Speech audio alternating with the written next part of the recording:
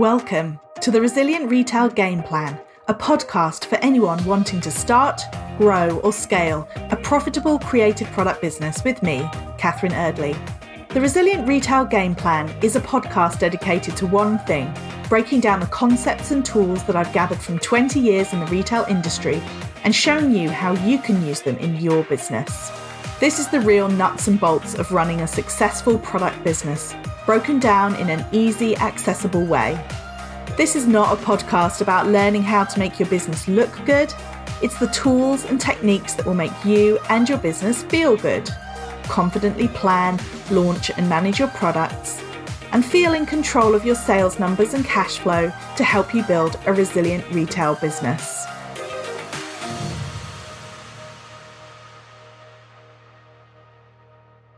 Welcome. It is Catherine Erdley here, your host of the Resilient Retail Game Plan and also the founder of the Resilient Retail Club, which is my membership group and mastermind for product businesses.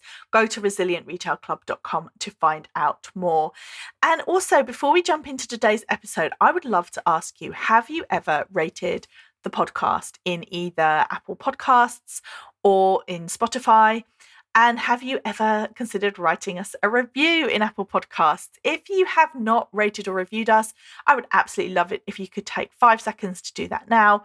I really, really appreciate it. And it makes a huge difference when it comes to getting the podcast out there in front of new listeners. She's the founder of a Shopify app called Reconvert. And we're going to be talking all things post-purchase upselling and how that can help you grow your profits and sales. Ruth, hi. Thank you so much for joining us today. Do you want to introduce yourself and your business? Hi, yes. Thank you for having me. So my name is Ruth, and I am one of the founders of Reconvert. It's a product and company that really handles upselling on Shopify. We have one of the largest upsell Shopify apps in the ecosystem. And yeah, we have a little, like almost 40,000 users using the app right now, from different sizes and different niches and everything. And we mostly focus on post-purchase upselling, even though recently we have been branching out to pre-purchase as well. Okay. That is it in a nutshell. Okay, fantastic. And for everyone listening, do you just want to walk us through what that means in terms of post-purchase upsell?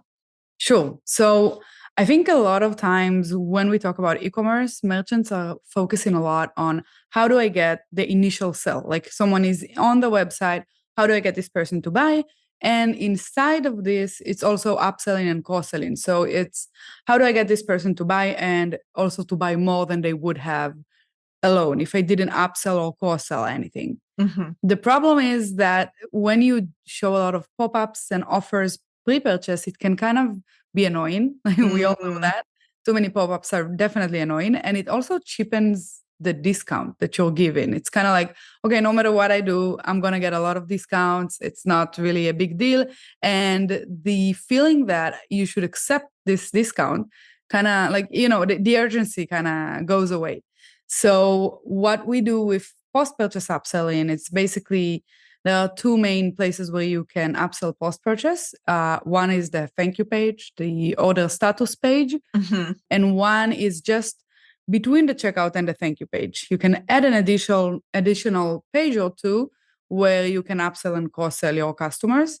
And the main thing about it is that it's really, really simple to do because you don't have to kind of think about, if I do this, will I hurt the chances of this customer actually converting or not? Because they've already converted. It's just about increasing the value of the order.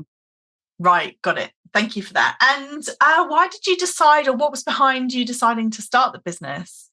So I actually started a business with my brother, Eric, and we were both Shopify merchants. He had a Shopify Plus store. I was a bit smaller as a merchant. And what were you selling? Just out of curiosity. I was selling kind of niche products. I was doing drop shipping with local suppliers. So we were helping local suppliers that didn't have a website and weren't very, technical. We were helping them reach out to other people. They already have everything. They had the inventory and everything. And we just wanted to kind of help them reach more customers. But it was difficult. There were a lot of really complex logistics things that you kind of find out when you become a merchant, Yeah, whatever yeah. it's drop shipping or not. Yeah. So we were, we were both merchants, and as merchants, we both like installed apps on our Shopify stores. We knew the ecosystem, and we had a lot of ideas of things that we were like, okay, I wish there was an app that did this for my Mhm. store. And then eventually we talked about somewhere down the line, we'll create an app. We're both not developers, so we were not sure how exactly to do that. And then we had a meeting with Eric actually had a meeting with the people at Lux. I don't know if you're familiar with the reviews. I don't know if anyone in the Shopify ecosystem is not familiar with them, but he had a meeting with them and as a customer of theirs, and he kind of learned about their business, and it was kind of the spark that we needed to say, okay, we're not pushing it off anymore. We're gonna create these apps right now. This is a valid business model that can actually be successful, Yeah. and we started off building some apps that we were missing in the ecosystem, and Reconvert was really the one that was the big product that we had in mind. Okay, got it. And can you just give us a bit of sort of insight into why this focus on conversion and also this post-purchase sort of add-ons or upsells? Why is it so transformative for businesses? Why was it something you were so passionate about creating?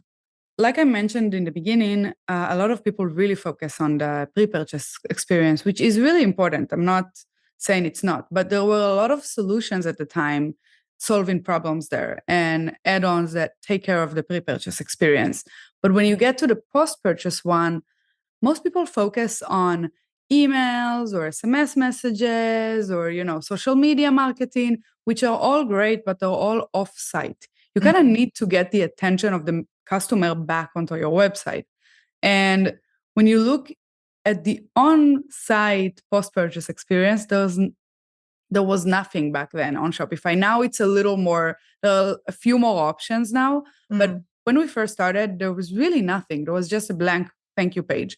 So we thought we can make use of this and actually help merchants, convert more, get more revenue for their store.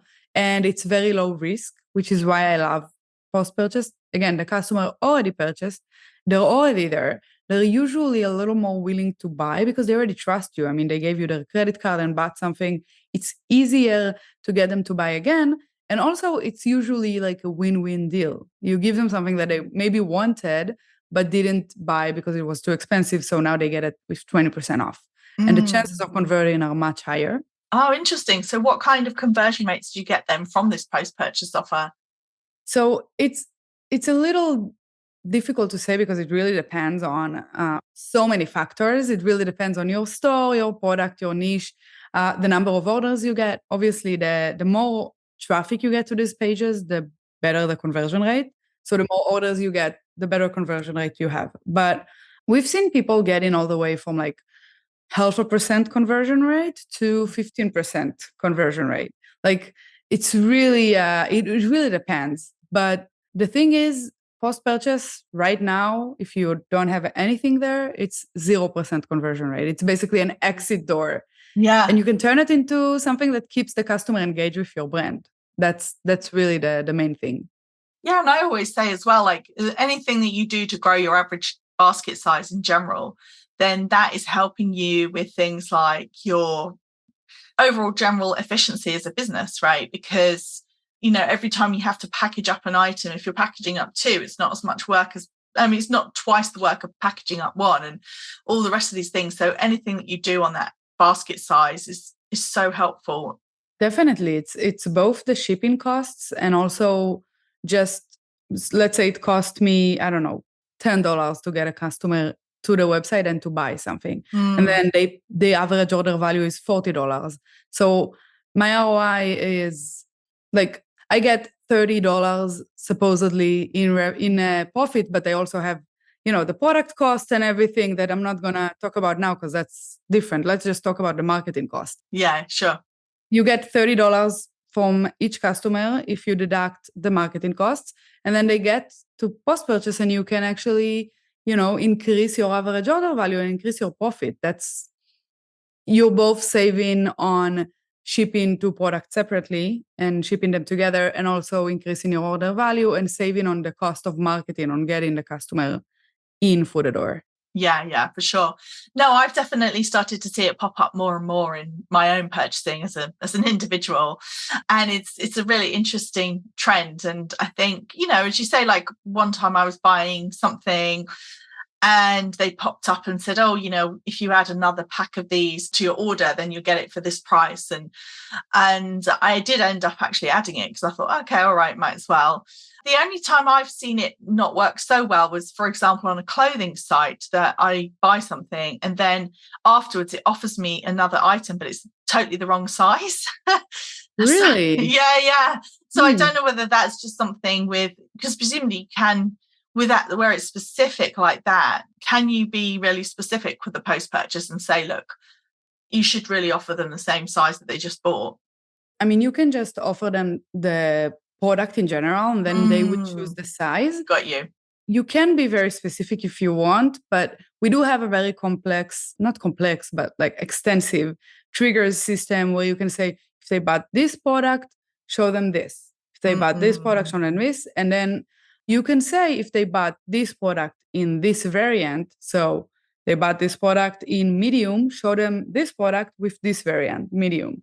But it could be pretty, I mean, I think it's a little too granular unless you have a very low inventory, not low, but small, like catalog of products. Yeah. Or you're only doing this for very specific best-selling items. Right. So I think the best way to go is just to let the customer choose their variant. Yeah, for sure. No, that would have made a lot more sense. And to be honest, a couple of times I probably would have bought it if it wasn't just totally the wrong size. So they only offered one size? Yeah. Weird. Okay. Yeah. So do you have a couple of examples that you can give us of businesses that have used Reconvert and the impact it's had? Sure. So I think one of our more well-known customers was Tushy. They sell bidets. I'm never sure how to say this word. Bidet, yeah. Yeah. So that's what they sell. Yeah. And, it's a pretty relatively high ticket item, maybe medium ticket, but for e-commerce, that's still a lot to decide to buy from a company. And they really put a lot of emphasis on like giving very good customer experience and good products and everything that you want as a customer, but that really chips away at your margins, at your profit margins. Mm-hmm. So they used post-purchase upselling specifically on the thank you page to increase their profit margins, increase the average order value. And then from that, you can really continue investing on having a really good customer experience, not taking away anything from that, and still keeping your profits.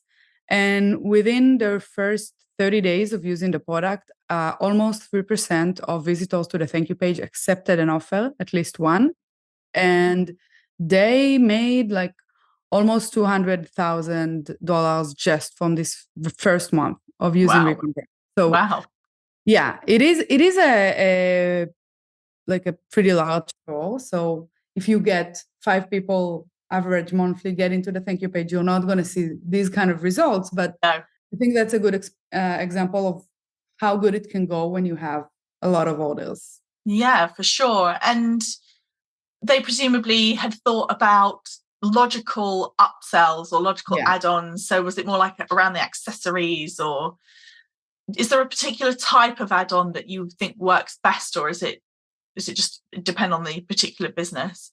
It does depend on the particular business, but I think there are some best practices that everyone can follow. So I would say when you're upselling post-purchase, let's say the customer bought something that is relatively high ticket, I wouldn't necessarily upsell the same product because, the chances of me buying another bidet, never mind. The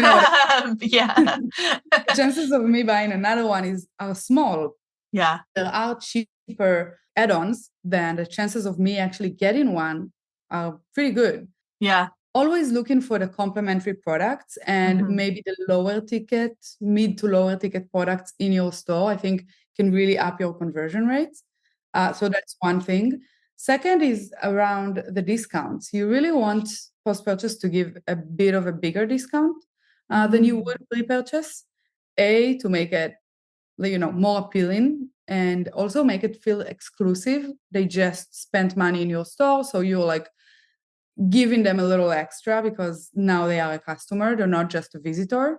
And B, because like I said before, you already returned the investment on marketing for this customer. So whatever budget you spent on marketing that you needed to kind of take into account in your margins, you don't have to post-purchase, because now it's just like a clean, it's as if this person came in organically and you paid $0 to get into the store. Yeah, for sure. And also presumably as well, because it's not the kind of discount that's brand damaging, because you literally just see it on one page, and if you click off it, that's it, it's gone forever, right? Well, that kind of depends on you. Okay. So on the one-click upsell post-purchase pages, yeah, it's per order. One time you'll see it, that's it, gone forever if you didn't accept it. On the thank you page, again, something that I think people, I don't know if people know that about Shopify or not, but the thank you page turns into the order status page. And then when Shopify sends out, shipping details and transactional emails about the orders, they give a link to this page. So as a merchant, you can say, whoever comes back here will see exactly the same discounts. Maybe on the second impression, they'll see different discounts, or maybe they'll see nothing. It's really up to you. You can do like a pop-up that says, thank you for your order. Here's a 20% discount. Mm-hmm. Next time they come in, maybe you'll just want to give them 5 because you didn't just complete an order. Yeah, and also because presumably part of the thing that benefits you is that if they buy through post-purchase, you can put that item in with the main order, whereas if then they come back later after the order's shipped and add, then you've got that kind of additional, it's got to be a separate order at that point, hasn't it? Yeah, exactly. So, no, I mean, it's really fascinating, and it's great to kind of hear all the different use cases. How do you think the businesses can walk the line between optimizing the basket size and frustrating the customer? So do you get much feedback? I mean, do you ever get people kind of pushing back on this post-purchase upsells, or does it seem to be something that customers just, if they don't like it, they just click off and it doesn't have an impact? So I don't really get any pushback from customers. We sometimes get pushback from merchants, because I think sometimes merchants, when their business is very much something that is like a hobby turned business, they don't want to feel like they're salesy and spamming their customers. But the thing about doing it post-purchase, in my opinion, I mean, you can do it pre-purchase as well. I don't think there's anything wrong with showing a pop-up or asking or giving a discount. It just should be kind of like timed correctly and not be too annoying. Mm-hmm. But post-purchase, you do have a lot more freedom. I haven't seen any pushback from customers. There might have been some that hasn't reached me. But I mean, if you look at Amazon or eBay or AliExpress or any of these bigger marketplaces, when you complete a purchase, you don't see a blank page. You see a page that feels like a part of the shopping experience. It happened to me so many times that I buy something on Amazon and I get to the thank you page and I keep scrolling and adding things to cart. And maybe I don't buy them now, but they're in my cart for the future. And that's exactly the experience that we're trying to create. It shouldn't feel scammy unless you're like overwhelming the customer with too many things. I think that's pretty easy not to do post-purchase because you are limited. Yeah. Yeah, I think I've seen one, but the most extreme example I saw was a dog toy brand, and I bought a couple of dog toys, and then I got to the post-purchase, and then it offered me, it said, oh, you can add this in, and I said no thanks, and then it said, oh, you could add this in, and I said actually no, no thanks, and then it came up with a third one, and it said, mystery toy, buy this one, get XYZ. And at that point, I wasn't annoyed. I mean, obviously, partly because what I do for a living, I'm always curious as to what's going on when I'm buying things. But I was a bit like, okay, well, I think maybe, I get what they're trying to do and I applaud them for it. But I felt like maybe 3 things in a row was a bit too much. Do you have like a best practice in terms of how many times people should make offers, or is it really, again, depend on individuals? Yeah. So the post-purchase pages, it's kind of like a full page pop-up. It's a full page, but you can treat it as a pop-up. It's completely a disturbance to the purchase experience. So you finish checkout, and then you get the post-purchase offers. In Reconvert and in Shopify in general, there's a limit of 2 offers. So Okay, you can interesting. show up to 2, yeah? Yeah. And we allow merchants to do like you show the first offer, and then if they accepted the offer, they'll see something different than if they didn't. And that way you can even say, okay, if they already accepted the first offer, maybe I don't want to show them another one. I don't want to overwhelm them. But if they didn't, I'm going to try one more time. And then they are redirected to the thank you page where they can see more offers. But this is on the page. This feels a little differently than like pop-up after pop-up after pop-up. Yeah. Just trying to see the summary of your order. Yeah. Yeah. So they obviously weren't using Reconvert. Of course not. I see, got you. So it's limit to the 2 of the full page, but then there might be other things. Yeah, to your point, you're right. The online supermarket Ocado in England that I use, that I always think, actually, to be fair, no, they do that I think that's risky on their part. They do it pre-checkout. You have to go through 4 pages of, do you want this? Do you want that? Have you forgotten this? Don't forget about these offers. And I always think that that's risky to go to do that pre-put. Yeah, 4 pages you have to go through just to check out. And it's interesting because obviously there's this whole thing about if you introduce friction into the checkout process, how that impacts your conversion. But I guess they've obviously tested it and it works for them. But yeah, I like that. If you've limited it to 2 offers and then it doesn't feel so pushy to people. Do you think it always has to be a discount? No, I don't. I mean, discounts are kind of like a best practice because they tend to increase conversions, but it really depends on your brand and on your margins. Like, can you afford to give a discount? If you can't, then don't. It's still, we still see people who don't give a discount and get really good conversion rates. And it also depends on your brand. I think some brands are kind of like, we don't give a discount unless there's a special occasion. And you can also do that on site if you want to. Yeah, for sure. Oh, well, thank you so much. I've really enjoyed our chat. I think it's a fascinating app and fascinating idea for people to really kind of get to grips with. Do you want to just finish up by telling us a little bit more about where people can get Reconvert? Sure. So you can get Reconvert in the Shopify App Store if you just search for it, or you can go to reconvert.io, which is our website. And we also have a free CRO ebook offer on the website that I would love to give the listeners. And it's reconvert.io/CRO, so pretty easy to get there. It's a free ebook with a bunch of CRO recommendations and tools and tactics that you can kind of increase your conversion rate and revenue on your website. Perfect. And I'll put that link in the show notes as well, so everyone who's listening can go check it out. Thank you so much, Ruth. Thanks for joining me. Thanks for having me.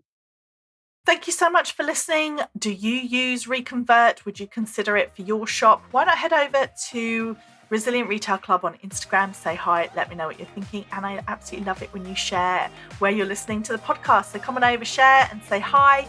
Otherwise, if you subscribe or follow the podcast, then you'll be the first to know about each new episode each week.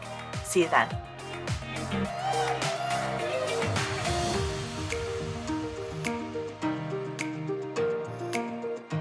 If you've enjoyed this week's episode, then I invite you to check out resilientretailclub.com. The Resilient Retail Club is the membership for anyone wanting to start, grow or scale a profitable product business.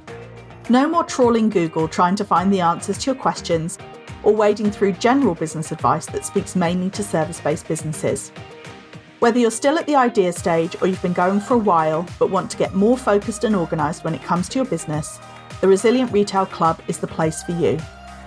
With a library of courses tailored to creative product businesses, several live sessions a month, and a supportive and active community, the Resilient Retail Club is the perfect membership to help you hit your goals faster. Check it out at resilientretailclub.com.